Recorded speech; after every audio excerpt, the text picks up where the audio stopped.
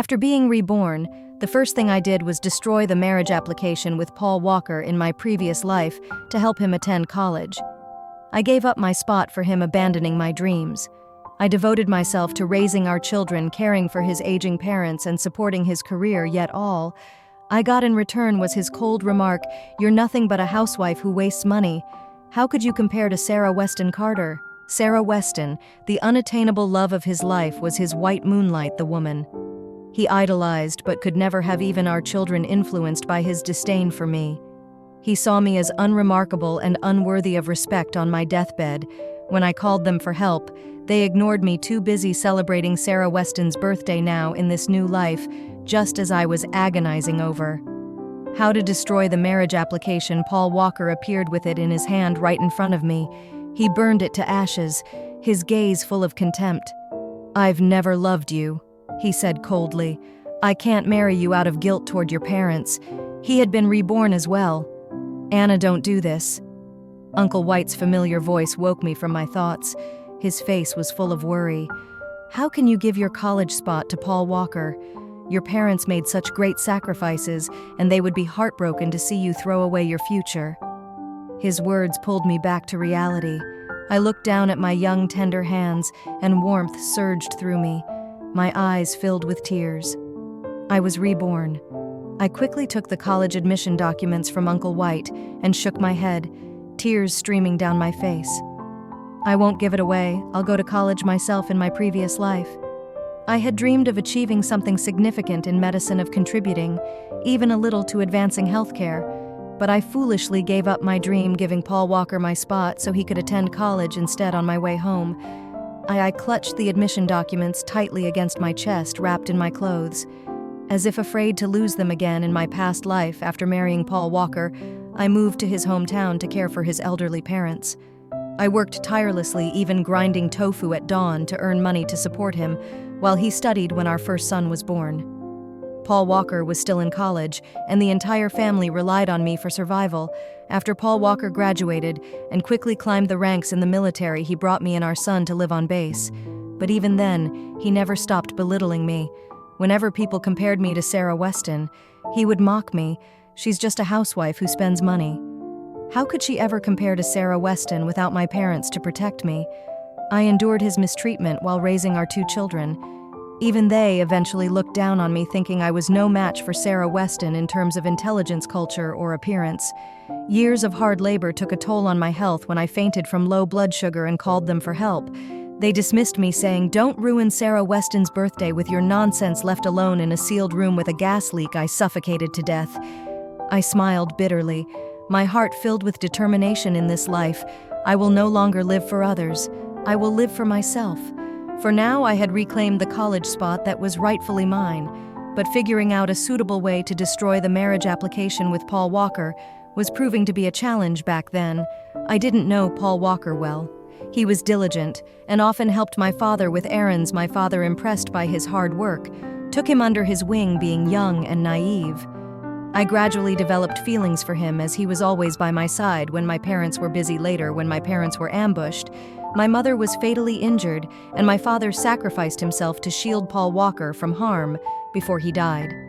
My father, knowing I had feeling for Paul Walker, entrusted me to him in my previous life. Paul Walker repaid that debt by turning my life into a nightmare. He once said, "Your father only treated me as a servant." Yet his death made it seem like I owed him some monumental favor. He didn't sacrifice himself to save me out of kindness. He only wanted to accompany your mother in death. He just acted noble by saving me, so I keep working for you, binding me to you all these years. I'll never forget the resentment and willingness in his eyes at that moment. No matter what, I was determined to destroy the marriage application between me and Paul Walker. After carefully hiding the college admission letter in my belongings, I pushed open the door only to see Paul Walker sitting inside with the marriage application in his hand, waiting for me. As soon as I stepped inside, before I could say anything, he cut me off, speaking impatiently. "I've thought it through. This report can't be submitted. I can't marry you." I stared at him, stunned. His voice was calm, devoid of emotion, as though he'd been mulling over this decision for years and had already resolved himself to it. His furrowed brows and occasional glances in my direction were filled with disdain, as if even looking at me was an unbearable chore. His expression was so detached that I was momentarily transported years into the future seeing the same. Aloofness in his eyes as he stood with his back to me, his voice cold and resolute. "Let me be honest with you. I've never loved you. I can't marry you out of guilt toward your father." Then, with a grave tone, he repeated, "And let me make it clear. I don't think I owe your father anything." My eyes widened in disbelief. This level of bluntness and clarity wasn't something the Paul Walker of this age could express. A realization hit me. He might have been reborn just like me without hesitation. I snatched the marriage application from his hand under his shocked gaze. I tore it in half, then folded the pieces repeatedly until they were small enough to shred further into tiny fragments. Watching the torn pieces scatter to the ground, I felt an indescribable sense of relief. I had finally destroyed the chains that had bound me in my previous life. Looking at him, I said evenly, "Paul Walker, I never really wanted to marry you. Either my father might have cared for you, but that was his choice, not mine." After speaking, stepped into my room and locked the door. The first part of what I said was a lie, a reflection of how I felt now after being reborn. Not something my younger self would have said so calmly, but the second part was true. My father had genuinely cared for him, considering him in his final moments, but none of that mattered anymore. I hurriedly began packing, a sense of urgency driving me like never before. I'd already decided to move out and rent a small place in South Alley. I planned to sell tofu during the day and study at night. Though my parents had left me a dowry, it wasn't enough to cover all my college expenses, let alone my dream of studying medicine abroad. I thought of my aunt who lived overseas in my previous life. When she found out I'd given up my college spot for someone else, she was furious. She had planned to send me abroad to study, but by then I was already married to Paul Walker and refused her offer before hanging up. She had said depending on a man is not a good way out. After that, we lost contact, as I was too consumed with housework to reach out to her again. Now, with the clarity of another life, I realized how right she was. I finished packing and prepared to leave, fully intending to ignore Paul Walker, but just as I was about to step out, he called after me. "Anna Summers," he said coldly. "I know you're alone now without your parents. Ever since they passed, I've sheltered you and taken care of you. Let's be honest, I owe you nothing. When you leave, remember to keep your mouth shut." I froze for a moment, then couldn't help but laugh, which sheltered me. This house was my father's home before he died. If it weren't for the fact that I didn't want to entangle myself with him any further or drag out this connection to my past, he wouldn't even have the right to argue over this place. As for taking care of me, I was the one doing the cooking, cleaning, and maintaining the household. Even though I had no parents, I wasn't entirely alone. This military base was filled with my parents' old friends. Didn't need Paul Walker to survive. In fact, in my previous life, part of his smooth rise through the military ranks might have been thanks to my parents' influence. I smiled faintly. I had wasted an entire lifetime with him, and I had no intention of wasting another second. Still, I replied carefully, "That depends. Just don't provoke me again." Then I walked out. Never looking back, my best friend Mia Bennett was in the same cultural troupe as Sarah Weston Carter, according to her, the very day I moved out. Paul Walker. Walker couldn't wait to confess his feelings to Sarah Weston. Mia stormed into my place, fuming. "You won't believe it." Sarah Weston was practically gloating. "She even told me you're nothing but a servant girl destined to have no luck in life, which is why you couldn't hold on to someone as promising as Paul Walker. They're all laughing at you, saying you lack vision. Paul Walker's about to be a college student, and even Commander Lee sees a bright future for him, and yet you chose this moment to dump him. They're saying you'll regret it for the rest of your life." Stomped around my small space, her frustration palpable. These people have no idea what they're talking about. Dumped him as if Paul Walker's the one who's ungrateful and treacherous. Interrupted her rant with a calm smile, pulling her to sit down. "Mia, do you know what it is?" She blinked, caught off guard. "What's the era of rapid national development?" I said firmly. "Millions of people like us are small cogs driving this progress. The more time I waste on meaningless distractions, the less time I have to study, and the slower my journey toward advancing medicine becomes." Mia threw her hands up in frustration. But Paul Walker twisted the truth. "People actually think you dumped him. Doesn't that make you angry?" I looked at her, my gaze unwavering compared to my aspirations. "Paul Walker and Sarah Weston mean nothing. I don't want anything to do with them. Now we're in the future." I took out my college admission letter and explained everything to Mia, from how I earned the spot to why I had originally considered giving it up. Only then did she calm down. I urged her to keep it quiet until everything settled, and she nodded. Finally, she burst into laughter. "Sarah Weston and Paul Walker are dreaming big right now. I love to see their faces when they wake up to reality. That wake-up call came sooner than expected. Uncle White is unable to tolerate Paul Walker and Sarah Weston slandering me and turning me into a joke within the military community. Publicly announced that Paul Walker hadn't been selected for college. He explained that I had originally planned to give my spot to Paul Walker out of goodwill. Said Uncle White's smile was unusually bright that day in front of everyone. He ridiculed Paul Walker word by word. It's a good thing Anna Summers decided to keep her hard-earned opportunity instead of wasting it on an ungrateful fool. This incident could have ended there, but I hadn't anticipated Paul Walker's desperation. He brought Sarah Weston with him to confront me that day. I had just packed fresh tofu into boxes and was about to head out to sell it. When Sarah Weston blocked my path, she lowered her voice and, with an almost reluctant pout, said, "If you agreed to give Paul Walker your college spot, I'll step aside and let you two be together." As she spoke, tears welling in her eyes, her face full of grievance and resignation, as if sacrificing herself for Paul Walker's sake was the ultimate act of love. Paul Walker, seeing her like that, grew even angrier, pointed at me and shouted, "Look at how understanding Sarah Weston is. And then look at you. You said yes so quickly. Was it just a fight over a college spot?" I'd had enough rolling my eyes. I snapped back, "That spot is mine. I earned it. I didn't fight anyone for it." I let out an exasperated sigh and turned to Sarah Weston, speaking slowly and deliberately. "I just moved out of his house and he ran straight to you. A man so fickle isn't worth even a second thought, let alone trading a college spot for honestly. Even if you gave him to me as a gift, I'd find it disgusting." My blatant disdain seemed to strike a nerve in Paul Walker. He stared at me, his gaze sharp and probing, as if he had finally realized something well, since the secret was already out. It didn't matter if he figured out I had been reborn. I gave him a cold look and said, "Move. Don't block me from making a living with that." I pushed my cart forward, leaving them both standing in the dust of their shattered illusions.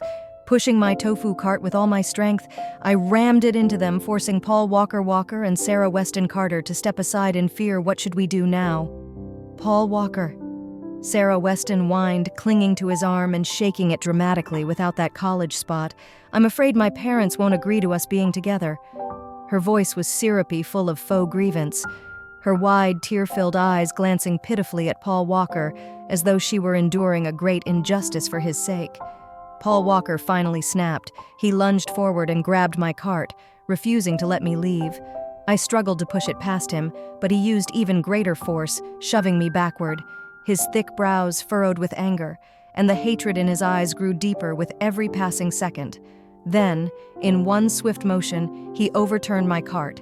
Fresh tofu straight from the pot spilled out, dousing me from head to toe. The commotion drew a crowd of onlookers, some of whom recognized me and rushed over to help me up from the pile of ruined tofu. Paul Walker, completely unbothered by the people around us, stormed up to me, grabbed my collar, and hissed through gritted teeth, "Anna Summers, ruining my life once wasn't enough for you now. You're trying to destroy me all over again." His voice was low, meant only for me to hear, but it only made me laugh bitterly.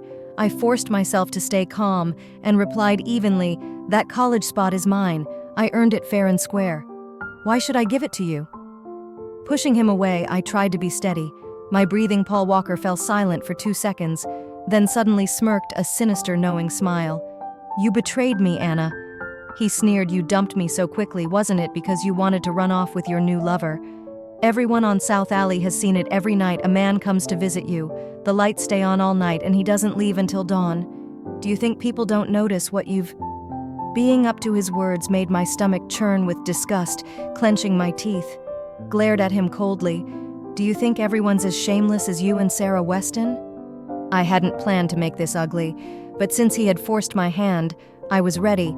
I reached into my pocket and pulled out a tape recorder my father had brought back. From overseas pressing play, I let the recording fill the air. Paul Walker's voice rang out. "I've thought it over. This marriage report can't be submitted. I can't marry you." The crowd fell silent as the recording continued. Paul Walker froze, panic flashing across his face. He lunged forward, trying to grab the recorder, but before he could reach me, a young man dressed in black appeared with a squad of fully armed soldiers. They pinned Paul Walker to the ground with ease. The recording played on Paul Walker's voice, sharp and clear. "Let me be honest with you. I've never loved you. I can't marry you out of guilt toward your father. And besides, I don't think I owe your father anything." The words fell like a hammer, and the crowd's mood shifted. Many turned red with anger, their faces twisted with indignation. My father had dedicated over 20 years of his life to this military base, working tirelessly in service. Even if he hadn't achieved great glory, his contributions were undeniable now. Paul Walker not only showed disdain for me, but also dismissed all my father's sacrifices, and helped Paul Walker likely didn't realize the weight of his words. His scorn wasn't just directed at my father, it insulted everyone present.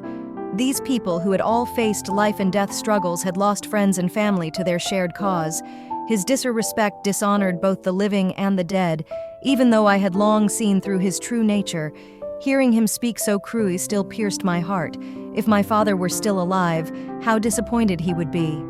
Fortunately, I didn't need to lift a finger. The officers pinning Paul Walker down were already furious. The young man in black, who seemed to be their leader, grounded his teeth and delivered a vicious kick to Paul Walker's side. "You ungrateful bastard," he spat. "Do you think anyone could just casually serve alongside Professor Summers? You arrogant fool, when you got into fights and the team wanted to send you back to your village. It was Professor Summers who took pity on you and begged for you to stay. Do you know how many sacrifices he made for you?" The officer's voice grew harsher. He even cut his budget, giving up the chance to hire a college assistant, just so you could stay, and you think pouring tea and running errands made you important. Every delicate task in the lab had to be done by Professor Summers himself. Because of you. I stared at the chaotic scene in front of me. The young officer in black spat angrily at Paul Walker. "You dare say you owe nothing to Professor Summers? You've got some nerve, Tang." One of the other soldiers chimed in, his tone laced with contempt. Professor Summers was such a kind man. This kid followed him around eating and drinking like a king, and I used to think the professor must have been rich. Turns out he was eating plain noodles while telling me not to complain about this kid. Said he needed proper nutrition to grow. What an ungrateful bastard. Tang shook his head in disbelief. If it weren't for Professor Summers' soft heart. How could someone like you ever be worthy of Anna, and now you even have the gall to despise her? Another voice in the crowd added, "It's not just about disdain. He wants to wring every last benefit out of Anna. Does he think we're all blind?" The accusations flew fast and thick. Everyone looked down on Paul Walker. Now he hadn't expected me to have a recording of his words, let alone that I'd use it. I had only recorded it as a precaution, knowing his nature, but I never thought it would actually come in handy now. As the crowd turned on him, Paul Walker's face turned red with rage. Desperate, he yelled at the young officer. "So you're the one sneaking around with her, aren't you? That's why you're defending Anna Summers?" The officer rolled his eyes. "You're disgusting. Just because your mind is filthy doesn't mean everyone else is. Anna and I stayed up late studying. Not whatever nonsense you and Sarah Weston Carter get up to." He deliberately glanced disdainfully at Sarah Weston, who stood frozen nearby, too scared to even breathe. Following his gaze, the crowd noticed Sarah Weston. Someone laughed and said, "Oh, it's her, the one who used to plaster on heavy makeup and loiter around the captain's house, hoping to catch his son's attention. And when that didn't work, she danced in front of the commander's house every day. And now she stooped to hanging out with Paul Walker. Weren't you hoping he'd get into college and bring you along? Too bad, turns out. The spot belongs to Anna. Guess you're out of luck now." The crowd's mocking laughter grew louder, and Sarah Weston's composure finally cracked. She shot Paul Walker a furious glare before stomping off. Humiliated Paul Walker could only stare after her. In stunned silence, he probably couldn't comprehend how his once idealized guy had turned into such a calculating, shallow person. But I had known Sarah Weston's true nature for a long time in our past life. She hadn't just toyed with Paul Walker, she had other lovers too. I had no time to worry about them now. After cleaning up my tofu cart, I boarded the train to school that same day. Though I tried to remain calm, I couldn't shake the lingering fear that Paul Walker might retaliate and drag me back into the abyss to ensure my safety. I decided to report to school early. I contacted my professor, who had known my mother and was aware of her contributions to medicine. When I explained my situation and my background in neurology, he agreed to let me work as his assistant for a few days. My mother used to take me to her medical work when I was younger, so I managed to perform decently thanks to my recent extensive reading. I had many questions, some of which my professor answered. While others even he couldn't resolve one day with a serious expression, he told me our surgical techniques and medical equipment are still far behind. I have high hopes for students like you, but there's only so much you can learn domestically. You should consider studying abroad. He looked at me thoughtfully and added, "Your aunt is overseas, isn't she? Why don't you give her a call?" His words made my heart ache. In my past life, I had completely let my aunt down. I hesitated, feeling guilty, but before I could summon the courage to call her, my professor dialed her number for me when I answered the phone at his house. My aunt's voice came through like a storm. She scolded me fiercely, demanding to know why I hadn't contacted her. "We're each other's only family. How could you just disappear like that?" After her tiate, she began to sob, her anger giving way to sorrow. "Why didn't you tell me? Why didn't you let me help you in the end?" she declared firmly. "I'll handle everything, tuition, living expenses, whatever you need to study abroad. I'll take care of it." Before hanging up her tone softened, "Silly girl. I've never planned to marry or have children. My money will all be yours one day. Why would you hesitate to ask me for help?" Her words brought tears to my eyes. Only then did I realize she had no intention of starting a family in my past life. Where had all her money gone? A sudden thought struck me: Paul Walker's unexpected wealth. In that life, it wasn't his own doing. It must have been my aunt's money.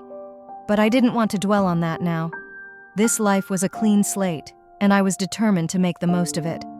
I ran forward with all my might, determined to leave everything behind.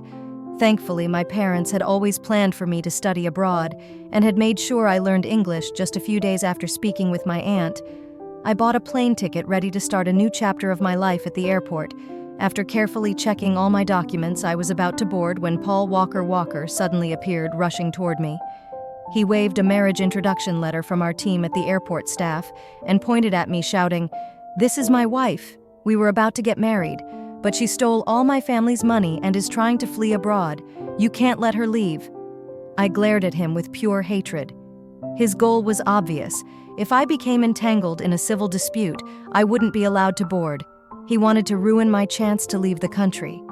The airport staff looked from him to me and said nothing, but one of them reached for my suitcase in front of everyone. They opened it and rummaged through it, pulling out nothing but clothes. Annoyed, they closed the suitcase, pushed it back toward me, and turned to Paul Walker. The staff member said coldly, "You claim she stole your family's money. I've checked her belongings and there's nothing here." Paul Walker's face twisted in frustration. "There is," I said. "There is." He shoved the introduction letter toward the staff. "Are you blind? This is solid evidence unfaced." The staff member tore the paper from his hand, held it up, and retorted, "This is just an introduction letter. If she's truly your wife, then show us a valid marriage certificate."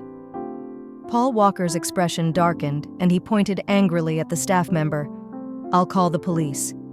You'll be held responsible for this." Ignoring him, the staff member leaned closer to me and whispered, "The plane is about to take off. Go ahead and board and study hard." "Thank you," I whispered back, glancing at him one last time. His small frame stood firmly between me and Paul Walker, shielding me from further harassment. My chest tightened with emotion, but I turned and boarded the plane quickly as the plane ascended and the ground grew smaller. I finally felt my heart settle. Looking out the window, I saw the small figure of the staff member still standing there watching the plane. I clenched my fists and made a silent promise to myself I would seize every moment to study hard, not just for myself, but for countless other women like me. When I arrived in America, my aunt welcomed me warmly.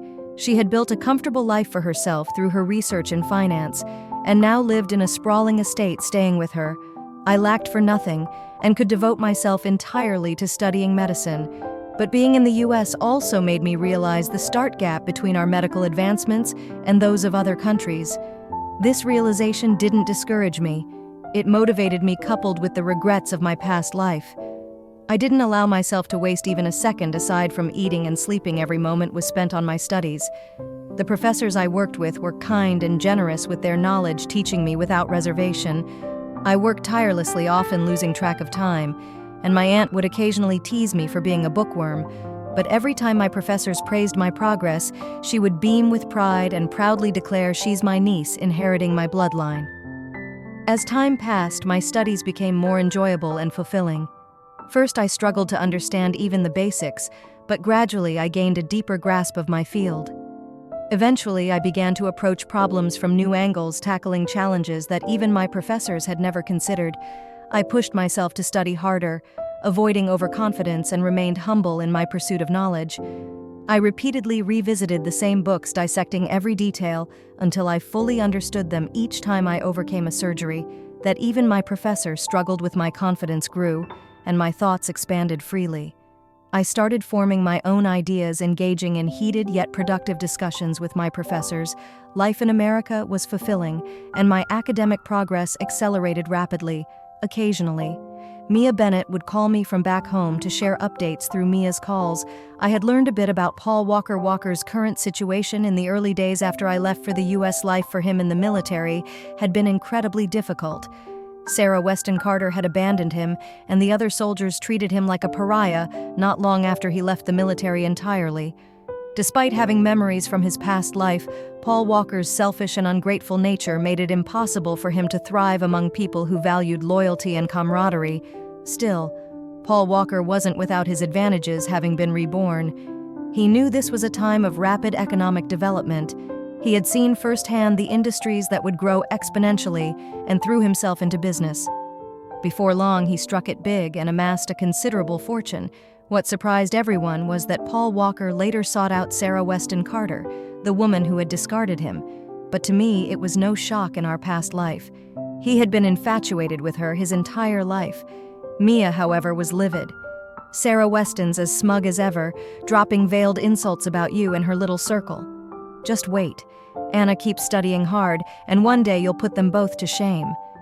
Her indignation made me chuckle, even as it warmed my heart. I assured her that I was focused entirely on my studies. I glanced at the stack of research papers on my desk and exhaled deeply. One day, when I return home, I'll help push medical advancements forward. The lives I could save and improve far outweigh any petty battles with Paul Walker or Sarah Weston. In August, I received a sudden call from the captain urging me to return. He didn't give many details, only mentioning that it was for someone important. I packed quickly, my aunt offering her usual reminders and advice before I boarded the flight home. I didn't have time to let Maya know I was coming back, deciding instead to surprise her. Once I arrived, most of my luggage consisted of gifts for everyone back home. For years had passed since I left, though I had settled into life abroad.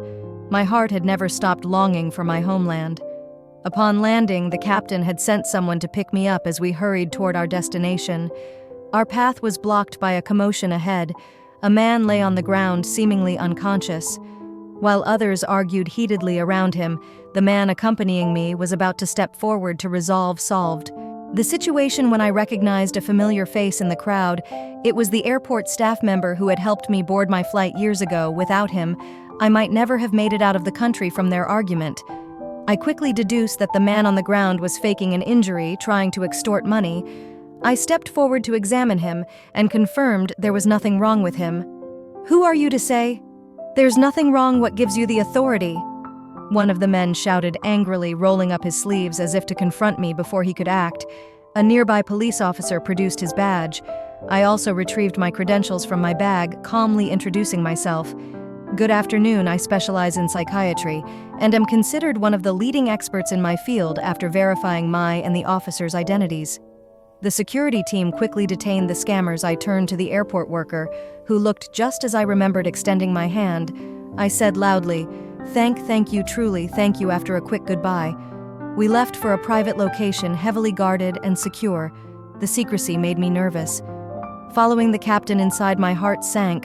When I saw the person lying on the hospital bed, tears welled in my eyes. In my previous life, this person had died unexpectedly.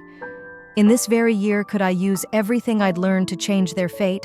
I conducted a thorough examination and prepared for the surgery, scheduling it for 3 days later. During that time, I visited the military base, hoping for a joyful reunion with old friends instead. As soon as I stepped out of the car, I ran into Paul Walker. He climbed out of a luxurious car, his tailored suit practically screaming wealth. Our eyes met, and his expression twisted into a smug grin. Well, if it isn't Anna Summers, didn't you leave for the US? What happened? Couldn't make it. I heard foreigners are pretty exclusive. Did you really think they'd share their core technologies with you, honestly? I can't tell if you're naive or just stupid. He sauntered over, circling me as his gaze flicked over my professional attire. His tone grew mocking. You've really spruced yourself up, haven't you?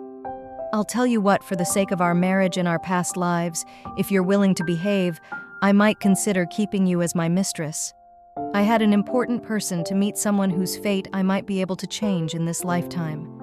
My suitcase was packed with carefully chosen gifts for my friends and colleagues, and I couldn't help but imagine Mia's delighted reaction when she received hers. I had no interest in wasting time exchanging words with Paul Walker, so I brushed past him and headed toward the military base gate, calling out to the familiar guards at the entrance. I greeted them warmly. They came running over, and Paul Walker didn't dare make a scene in their presence. I didn't even bother to look back at him. Instead, I handed the gifts to the guards while catching up with them about the changes over the years. We laughed and chatted as we walked further inside, leaving Paul Walker standing outside, ignored and seething for some reason. He seemed deeply unsettled by this. His frustration mounted until he suddenly punched the hood of his luxury car in anger. Anna, you're amazing this back. You don't know how many times I've dreamed of owning it. It was so expensive I never dared to buy it, and now you've given it to me. Mia exclaimed, hugging the designer bag as if it were a treasure. She then pulled me into a tight embrace, planting exaggerated kisses on my cheeks. Actually, she teased, you should keep it for yourself. Why are you still using that plain cloth back? You should carry something that matches your status. You can't let Paul Walker or Sarah Weston look down on you now that you're back. I smiled calmly. I already ran into Paul Walker at the gate earlier. He's making money now and seems quite pleased with himself. But I'm not worried about what he or Sarah Weston thinks. I chose not to tell her the insulting things Paul Walker had said, not wanting to upset her. Instead, I reassured her that my return was for important work and that the police would be accompanying me when necessary because of the confidentiality surrounding the person I was here to see. I didn't share any details with Mia. The next few days were spent catching up with Mia. I told her about my life abroad, and she shared stories about her recent years. Time flew by, and the day of the surgery arrived. Mia and I wandered around the base in the morning, enjoying each other's company, while she excitedly pointed out how much the area had developed. We were in the middle of an animated conversation when Sarah Weston Carter suddenly appeared arm in arm with Paul Walker. So Anna Summers, what brings you back? Couldn't make it abroad? Sarah Weston smirked, her lips painted in a bold red. Her meticulously curled hair framed a face full of shrewdness poorly concealed beneath layers of heavy makeup. Paul Walker, dressed in an expensive imported suit, had his hair slicked back with too much gel, his polished shoes gleaming, standing together. They looked every bit the picture of wealth and ambition. I grabbed M's hand, intending to walk around them, but they deliberately blocked our path, as immovable as a wall. Time was running out and the surgery couldn't be delayed. I looked Paul Walker straight in the eye and said, I have a critical surgery to perform today.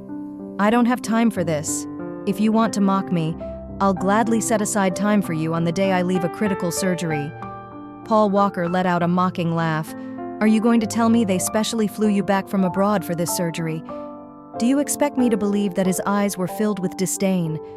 After all, you were my wife once, and in my eyes, you've always been nothing more than a useless housewife. Sure, you might be decent at housework, but do you really think a woman like you can compete with men in the medical field? Stop pretending you're so important. He crossed his arms, spreading his legs as if to block my way completely. I won't let you leave today. Let's see if you're really as important as you claim.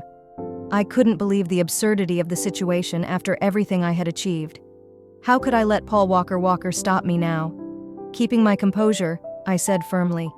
This surgery concerns someone extremely important. If it's law, not even all the money you've earned will be enough to settle the consequences. You can insult me all you want, Paul Walker, but today I must leave. I couldn't let personal grievances delay something so critical.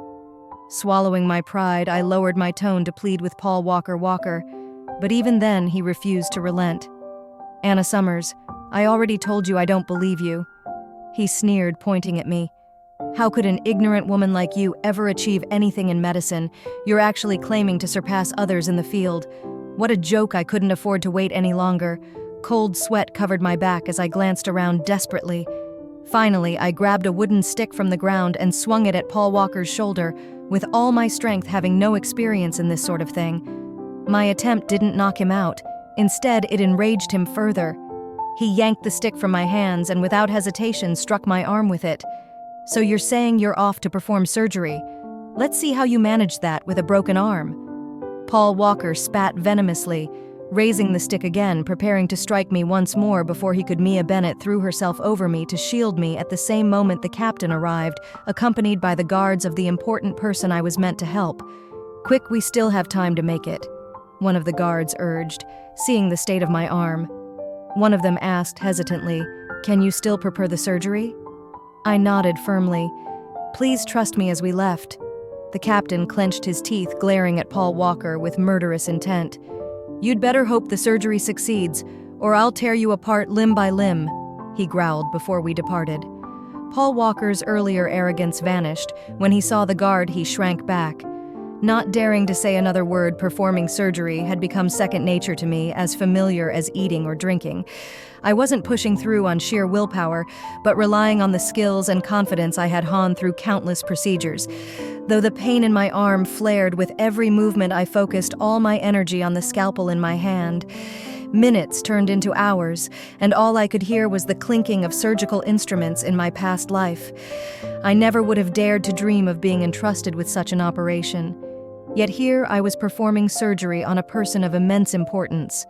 The sense of fulfillment and happiness was overwhelming, driving me to cherish this opportunity even more. Finally, I began the sutures. This procedure, deemed impossible by others in the country, was one I had rehearsed countless times. When I laid down the scalpel, I silently told myself the surgery was a success.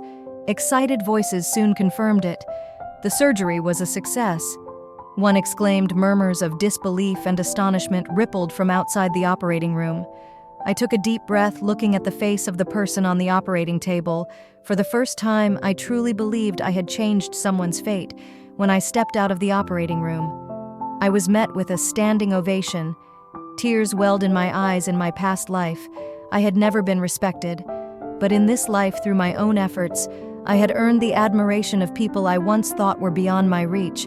I smiled genuinely, feeling a profound sense of pride. The next time I saw Paul Walker was in prison. The important figure I had operated on didn't bother dealing with someone as insignificant as him, but those who respected that figure certainly did. Paul Walker's company was thoroughly investigated, and what they uncovered was shocking. During the early stages of his business, Paul Walker had committed countless crimes, including endangering lives. He had thought that being reborn would allow him to cover up his past, and it might have if he hadn't gone out of his way to provoke me. Anna Summers, I never expected you, to clueless housewife, to actually become a top-tier doctor, Paul Walker said with a bitter smile. Being a housewife is no easy feat either, I replied calmly, but you never acknowledged my hard work or the sacrifices I made. It's too late to say these things now, he murmured. His voice softened, tinged with regret. Anna, in my last life, not being able to marry Sarah Weston Carter was my greatest regret, but now looking back, I realize how ridiculous I looked at him curiously, waiting for him to continue. Paul Walker let out a bitter laugh. I heard about her, about how she had other lovers behind my back. I wasn't surprised. In our previous life, Paul Walker had known about Sarah Weston Carter's other lovers too, but his love had romanticized her flaws. Anna Summers, you shouldn't be so cold to me, Paul Walker suddenly shouted, his voice filled with desperation. But to me, He and Sarah Weston were now nothing more than irrelevant figures, and my tone remained calm and devoid of emotion when I cared about you like a madwoman. You didn't care about me now that I've grown indifferent. You can't seem to handle it, I replied flatly. You know why I couldn't leave you alone? He asked. I'm not particularly interested, I said, keeping my gaze steady, because I wanted to prove that I wasn't wrong. Even though I knew Sarah Weston Carter was a calculating woman, I still married her and pretended we were happy. I couldn't admit that you leaving me might make you better off, so I clung to you, trying to block your path forward. Paul Walker's voice cracked as he continued, but now I realize how completely wrong I listened to his confession with a calmness I hadn't felt in years then. Without a trace of emotion, I asked in our previous life, "Did you take my aunt's inheritance for yourself?" He burst into tears and nodded, confirming my suspicions. Finally, I couldn't hold back my anger any longer. Paul Walker, you truly are a hypocrite through and through. I shouted with that. I turned and walked away without looking back. Sarah Weston Carter, who had shielded Paul Walker from the law's scrutiny, eventually faced legal consequences herself. As for me, I looked toward the future, ready to lead the country's medical advancements to even greater heights.